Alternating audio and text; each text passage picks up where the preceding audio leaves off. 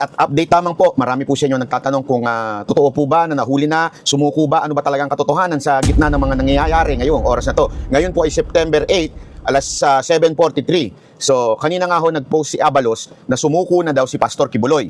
Hindi po totoo yon. Ang totoo po niyan ay hindi po sumuko sa PNP kasi pinalalabas nila na nahuli daw or kung ano-ano man ang sinasabi nila. Hindi po nahuli ng PNP, hindi po sumuko sa PNP. Ito po yung sumuko sa AFP, sa sundalo. Okay? Particular na sa ISAP. Okay? So ito po linawin natin. Ang ISAP po kasi pag nagtrabaho yan, tahimik yan. Sa kanila sumuko si Pastor Kibuloy at sila po ay isosurrender po nila sa kapulisan bilang kautusan ng korte. Okay, ito ha, madalian lang to. Pakinggan natin to si Banat Bay ha, kasi nga, etong si Pastor Kibuloy ay sumuko na siya, no? Hindi siya sa PNP sumuko, kundi siya sa ISAP. Doon siya sa AFP siya sumuko. Kasi alam naman natin na pag sa PNP siya susuko, no, na talagang, talaga siya, magiging delikado siya. Kasi nga, ang daming pulis doon sa KOJC. At eto yung, nakakatawa. Kasi nga, grabe yung hukay nila sa KOJC pero wala talaga doon si Pastor Kibuloy sa KOJC. 'Di ba? Syempre, sino ba namang akusado na magtatago sa sarili niyang bahay, 'di ba? So syempre, magpakalayo-layo siya or pupunta siya sa isang lugar na safe siya at hindi siya makikita or walang magsusumbong sa kanya. So eto na nga, pakinggan natin 'to si Banat Bay kasi nga napaka gandang balita kasi nga sumuko na si Pastor, di ba? Para matapos na yung mga paghihirap din doon sa KOGC compound, no, yung mga members doon na naghihirap dahil sa syempre sa dinanas nila doon sa kamay ng pulis, kahit pasabihin nila ng mga pulis o ni Tory na walang ginawa, pero may mga pangit talaga o labag sa batas yung mga ginagawa ng mga pulis doon. Okay, pakinggan natin to. Kasi tandaan po natin, ang mga sundalo ay hindi po pwede makialam sa pagdatingo sa mga korte-korte. Dapat po nag-implement yan ang pulis, ang PNP. Kaya nga po ito lang, ay paalala lang po, lalabas dyan, bida-bida na naman, si Abalos, bida-bida na naman, si Marbil, at siyempre, si Torre, bida-bida na naman. Pero isang ang katotohanan dito, napahiya po si Torre. Malinaw po, napahiya si Torre at yan po ang sinasabi ng mga taga-KOJC. Kaya nga sinasabi natin, tagumpay. Tagumpay po. Anong ibig sabihin nun? Tagumpay in a sense na totoo ang sinasabi ng mga taga-KOJC. Hindi po nagtatago sa loob ng KOJC si Pastor Kibuloy. Sumuko po siya sa AFP, sa ISAP. Again, tahimik po ang ISAP na hindi po nila i-claim yan, hindi po nila sasabihin yan dahil po sila ay simple lang magtrabaho. Pero kaya nga magandang nangyari kasi po sa ISAP, hindi ho, ang mga taga-ISAP po kasi mga profesional. Yan po ay mga talagang nakita natin, hindi po dumanak ang dugo dahil sa kanila po dumaan. Pero kung kay Torian o di kaya kay Marbil, naku po, kita nyo naman kanina, 10,000 ang pinadalang mga kapulisan. Kung sa kanila po yun, malamang sa malamang, gulo na ho ang nangyari, madugo na ho. Ganito ang tanong ng iba. Sandali.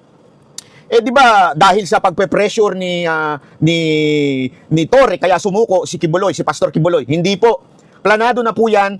Sigurado ako, hindi ko pa po alam, sigurado ako na yan po ay planado na ni Pastor Kibuloy. Malamang sa malamang, hindi ko po ito personal na kaalaman ha. Malamang sa malamang ay meron na po silang kasunduan before ng AFP o ng ISAP. Hindi natin alam. Pero for sure, sabi nga ni Pastor Kibuloy noon pa, hindi naman niya tatakbuhan ito. Sinasabi niya, sa tamang forum lang, sa tamang mga tao lang. Ang problema po kasi ngayon, kung dumaan po sa PNP yung pagsuko, hindi natin alam kung saan idediretso si Pastor Kibuloy. Di ba sinasabi niya, mga Amerikano ang gustong magpahuli at Amerikano ang nag-utos sa kapulisan natin? Malamang sa malamang, kinuha na po siya at dinala na sa Amerika.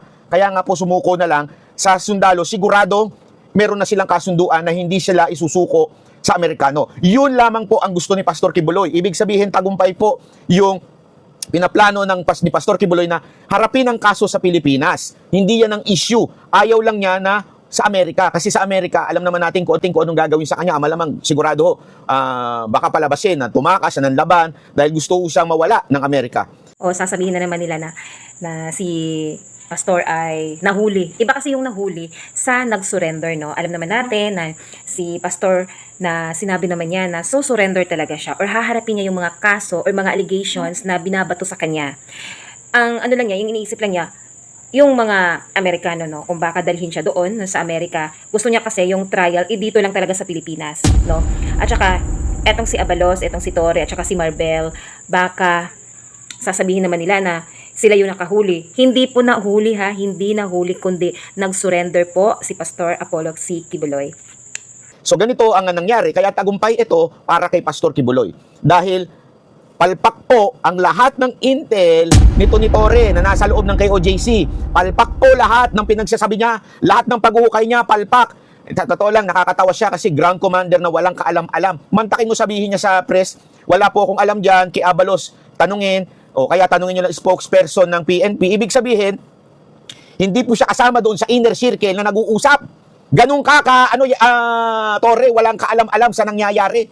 Ha, kita mo naman, pahiyang-pahiya ka dyan, wala kang kaalam-alam. Ibig sabihin po nun, isa kang payaso o clown, di ba? Tama ba ako? Tagalog ng clown is payaso. O, ganyan ka lang dyan sa PNP, isa ka lang clown, isa ka lang katatawanan.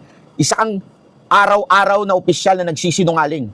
Ikaw ang pinakapalpak na opisyal sa PNP. Binaboy mo ang imahe ng PNP dahil sa iyong walang kaalam-alam na intelligence. Kaya mantakin mo, dinala mo lahat na resources dyan, ginastusan mo ng kung ano-ano, yung pala wala dyan sa loob. Anong tawag sa'yo? Katatawanan, isang payaso, isang clown. Hindi mo alam kung asa nangyari yung pagsuko. Di ba? Mas nalaman pa natin. Ako po, A1 ng information natin, na sa ISAP sumuko si Pastor Kibuloy, sa AFP, at eto ha, abangan ninyo sa mga balita, hindi po palalabasin na sa AFP siya sumuko, hindi po palalabasin sa ISAP siya sumuko. Kasi gustong maging credit ni Abalos ito. Dahil alam naman natin si Abalos tatakbong senador. So palalabasin nila kay Abalos sumuko. At ang AFP, tahimik po yan. Hindi ho yan magsasalita, professional po yan, lalong-lalo na ang ISAP. Pag nagtrabaho sila, tahimik, hindi ho sila yung tipong nag-e-epal-epal.